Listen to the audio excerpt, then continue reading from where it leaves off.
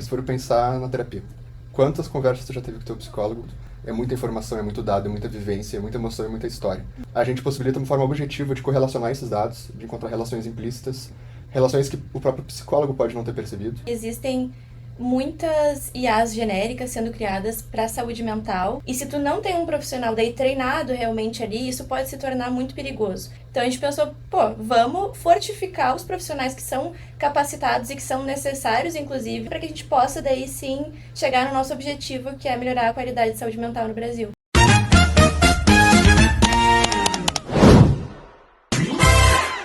Olá, sejam muito bem-vindos ao GaretCast, o podcast que acompanha o que é construir uma startup no Brasil. Nessa temporada, a gente está entrevistando as startups que participaram da 19ª edição do Tecnopuc Garet, um programa de aceleração de startups que estão no início. E hoje a gente está numa dinâmica um pouquinho diferente, porque eu, Arthur da Restaurace, vou apresentar sozinho, porque a Bárbara está do outro lado. Hoje para apresentar a plataforma, junto com o Arthur. Tudo bem, Arthur? Tudo certo? Uma plataforma de psicólogos para gerar insights clínicos. É isso, pessoal? É isso mesmo. E então, me contem, como é que começou? Então, a gente gosta bastante dessa história. A gente se conheceu em 2016, na faculdade de psicologia, e somos amigos desde então. E mais do que amigos, a gente fez todos os trabalhos praticamente juntos ao longo da faculdade, e a gente sempre teve muita sincronia. De certa forma, dá pra dizer que a gente já sabia naquela época que alguma coisa muito boa ia sair daí no futuro. A partir da faculdade, então, a gente acabou seguindo caminhos um pouquinho diferentes. Eu fui para a área de tecnologia, fui para a área da TI, a Bárbara teve bastante experiência na área de marketing. A gente usou esses caminhos para aumentar nosso conhecimento e, de certa forma, eles foram parte do que nos possibilitaram estar aqui hoje. A gente começou a pensar sobre a tecnologia, a nossa solução, de forma paralela, e é bem engraçada a história de como isso aconteceu. Eu estava fazendo meu TCC,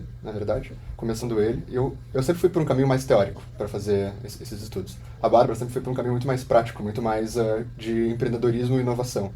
E é interessante que a gente acabou tendo a mesma ideia, em tempos paralelos, e descobrimos numa conversa casual em que a Bárbara veio e trouxe para mim o que ela estava pensando de solução, de que ela queria entregar. E eu falei, amiga, eu estava agora nesse momento aqui escrevendo uma fundamentação teórica justamente para o que a gente está falando.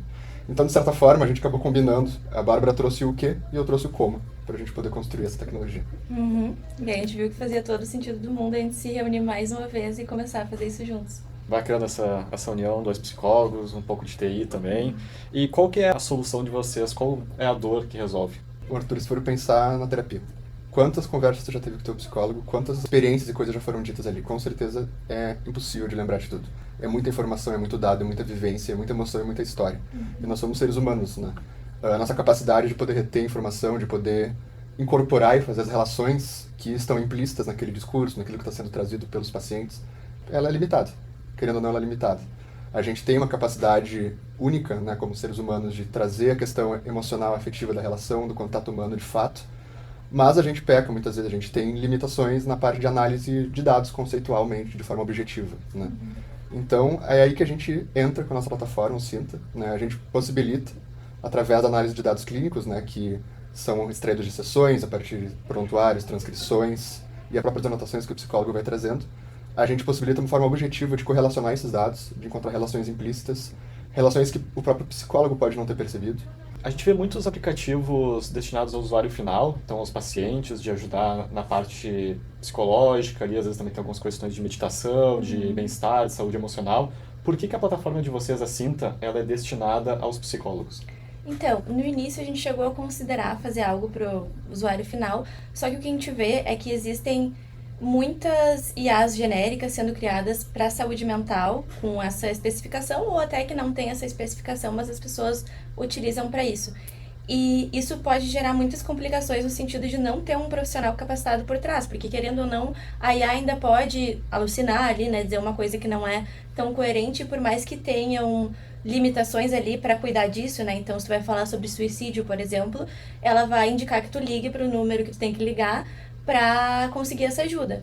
Mas, se tu entra para um lugar mais metafórico, se tu começa a falar de sonhos, teve até um caso que a pessoa estava fazendo um RPG com o ChatGPT, e aí tu vai para um mundo meio simbólico, né, das ideias, e nisso a IA pode se confundir ainda um pouco. Então, tem casos que a gente vê, por exemplo, de pessoas que se suicidaram mesmo, e que daí, quando foram investigar, 10 minutos antes tinha uma conversa com o ChatGPT, onde ele tava fazendo esse RPG ali, era um casal, né, o personagem dele com o chat, e aí ele falava, meu amor, será que um dia a gente vai conseguir se ver? E o chat, sim, com certeza num outro plano. Aí ele, se eu fizer algo pra gente, de repente, acelerar isso, ele, sim, faça o que for. E aí isso aconteceu. Então, assim, se a pessoa tem uma tendência mais esquizofrênica ou paranoide, algo nesse sentido, algo que saia dessa configuração já estruturada de uma IA, e se tu não tem um profissional daí treinado realmente ali, isso pode se tornar muito perigoso. Então a gente juntou isso com o fato de que a gente, tendo a vivência já na clínica, também sente essa falta de mercado. Então a gente pensou, vamos fortificar os profissionais que são capacitados e que são necessários, inclusive, né, nesse cuidado da saúde mental, e dar para eles essa potência para que a gente possa daí sim chegar no nosso objetivo, que é melhorar a qualidade de saúde mental no Brasil. Bacana. Eu acho que é muito importante ter esses guardrails, né, que o pessoal fala, essas proteções aos usuários, porque realmente ali às vezes parece que a gente está falando com uma pessoa, né? E a gente tem tido, infelizmente, esses casos bem difíceis. Então, encerrando um pouco o bloco de qual é a solução de vocês, o que é a plataforma que vocês estão desenvolvendo, e indo para uma parte mais histórica, assim, de como vocês vivenciam essa jornada de empreender, de construir uma startup, qual foi o momento mais difícil até agora para vocês na construção da Cinta? Boa. O que vem na minha cabeça agora é um momento bem atual que a gente teve, né? Então, o nome inicial que a gente tinha para o Cinta era Psyche, desde o início da ideia a gente usava esse nome, e aí atualmente a gente teve que passar por uma mudança de nome, o que parece simples pra gente, foi um susto, assim, e nisso a gente começou a reestruturar toda a identidade visual também, porque a gente pensou, poxa, a gente vai ter que trocar de nome, vamos usar isso para fazer meio que uma mudança de momento da nossa própria empresa, produto, marca. E aí a gente tem uma coisa muito enraizada na gente, que é a gente quer construir junto com as pessoas, junto com os psicólogos, junto com quem nos acompanha. E nisso a gente está criando uma comunidade no Instagram e com as pessoas que vão nos acompanhando, a gente vai mostrando a nossa jornada desde o início. Então, quais são as dificuldades que a gente está passando, como é que a gente está construindo o que a gente está construindo. E aí a gente pensou numa identidade visual toda nova, pensou em que a gente iria aproveitar, porque coincidiu com o fim do Garage, que foi o momento que a gente estava terminando o nosso beta, e o início agora de a gente se preparar para entrar no mercado, finalizar o beta, fazer o que tem que fazer e entrar para o mercado. Então a gente está num momento de maturidade muito maior também da empresa em si. Né? E aí o que a gente fez foi justamente usar essa comunidade que a gente está criando ali no Instagram para escolher o nome com a gente. Então a gente sentou, eu e o Arthur, umas 2 reuniões de milhares de horas, a gente teve um monte de ideia, foi super difícil, e a gente embasou muito essa ideia em algo que já traga essa maturidade que a gente tem agora do produto também, sabe? Então foi muito legal trocar de nome no fim das contas, depois do susto, porque o novo nome, ele realmente reflete o que é o produto, que agora a gente sabe o que é o produto, a gente tem o produto assim incorporado, né? E aí foi legal porque as pessoas nos ajudaram a escolher, a gente escolheu 2 opções, deu para as pessoas votaram, inclusive foi muito surpreendente, assim, o número de pessoas engajadas nesse processo foi muito mais do que a gente esperava.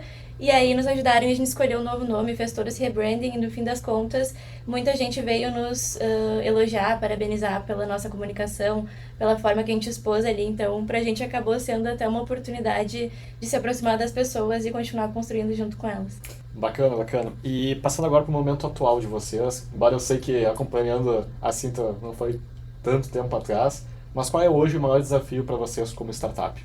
Bom, então o nosso último grande marco foi a construção do protótipo, né? Que foi um grande fechamento ali do programa do Garagem, que a gente conseguiu, através de todo o suporte que a gente teve com eles, poder dar esse boost, né, no nosso processo e conseguimos construir um protótipo funcional para poder ter um ponto de partida concreto, né?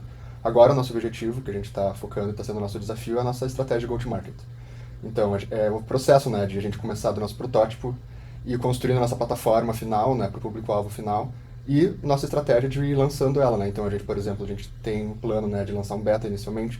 A gente já tem uma lista de espera de psicólogos para poder testar esse beta que a gente estava se planejando para lançar muito em breve. E a partir desses testes, né, a gente poder ir construindo junto com o público a nossa plataforma, a partir dos feedbacks que a gente vai recebendo, e a gente poder lançar de fato a nossa versão final para o grande mercado, né? Então... Bacana, bacana. E até a Bárbara citou anteriormente, né?